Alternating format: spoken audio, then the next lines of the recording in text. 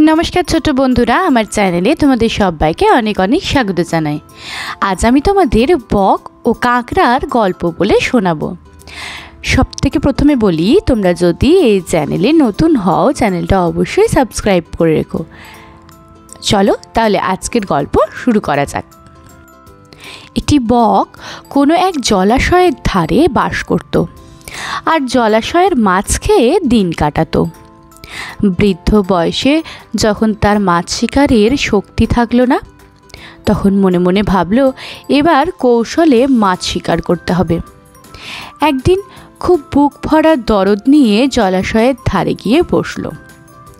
तार मुख देखे एक कांकड़ार दयार उद्रेक हलो। से जिज्ञेस करलो, कि भाई तोमाके বিষণ্ণ देखाচ্ছে केन? बक दीर्घश्वास सेरे बोल्लो, कि बोलबो भाई, आज दुजन शिकारीके आलाप आलोचना करते देखलाम। तादेर एकजन बोल्लो, जलाशयटीते अनेक माछ आछे, चलो आमरा जाल दिए माछगुलो धरे निये जाई। अन्यजन बोल्लो, ना, तार आगे चारिदिके जाल दिए घिरे फेलते हबे, परे सुयोग मतो धीरे धीरे निलेई चलबे।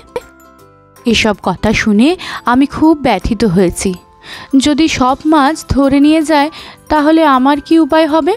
एদের উপরই আমার জীবন জীবিকা নির্ভরশীল। এতদিন এখানে থাকতাম, এখন বাকি জীবনে বুড়ো বয়সে কোথায় যাব? কাঁকড়া শুনে সব মাছকে খবর দিল। ওরা শুনে হায় হায় করতে শুরু করলো এবং বকের নিকটে এসে এই বিপদ থেকে রক্ষা পাওয়ার উপায় জানতে চাইলো। বক বিজ্ঞের মতো মাথা নেড়ে বলল, কাছেই খুব একটা বড় নদী আছে। আমি তোমাদেরকে এতটুকু সাহায্য করতে পারি যে প্রতিদিন কিছু কিছু মাছকে সেখানে পৌঁছে দেব। মাছেরা পরামর্শ শুনে খুব খুশি হলো।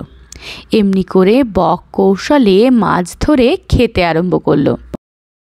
এভাবে কিছুদিন খাওয়ার পর কাঁকড়ার একদিন সেই নদী দেখার স্বাদ জাগলো।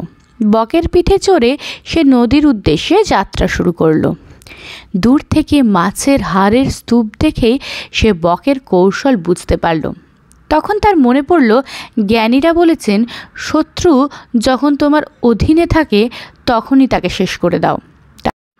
তাতে যদি সফল হও তাহলে অনেক দূর পর্যন্ত তোমার নাম থাকবে, আর মারা গেলেও অসম্মানের হাত থেকে রক্ষা পাবে। কাঁকড়া বুদ্ধি করে বকের গলা চেপে ধরল। বৃদ্ধ বক কিছুক্ষণ ছটফট করে মারা গেল। তাহলে এর থেকে আজকের শিক্ষা তোমরা কি পেলে? যে অন্যের জন্য কূপ খনন করে সেই তাতে নিপতিত হয়। অর্থাৎ অপরকে ছলনা করে তুমি যদি তাকে বিপদের মুখে ঠেলো, তুমিও ঠিক তেমনি একদিন না একদিন সেইভাবেই বিপদের মুখে অবশ্যই পড়বে। সুতরাং সবাইকে সাহায্য করে একসাথে মিলে চলাই হলো আসল জীবন। আজকের গল্পটি ছিল এই পর্যন্তই। তোমাদের যদি গল্পটা ভালো লাগে ভিডিওটা লাইক করো, আর বন্ধুদের সাথে কিন্তু অবশ্যই শেয়ার করো। তোমরা যদি আমার কাছ থেকে কোনো এরকম গল্প বা ছড়া শুনতে চাও অবশ্যই আমাকে লিখে জানাবে, আমি চেষ্টা করব সেটা তোমাদের সামনে পাঠ করার। তাহলে আজকে তোমাদের হোমওয়ার্কটা দিয়ে দিই। এবার আজকে তোমাদের হোমওয়ার্ক হলো তোমাদের হবি লেখা।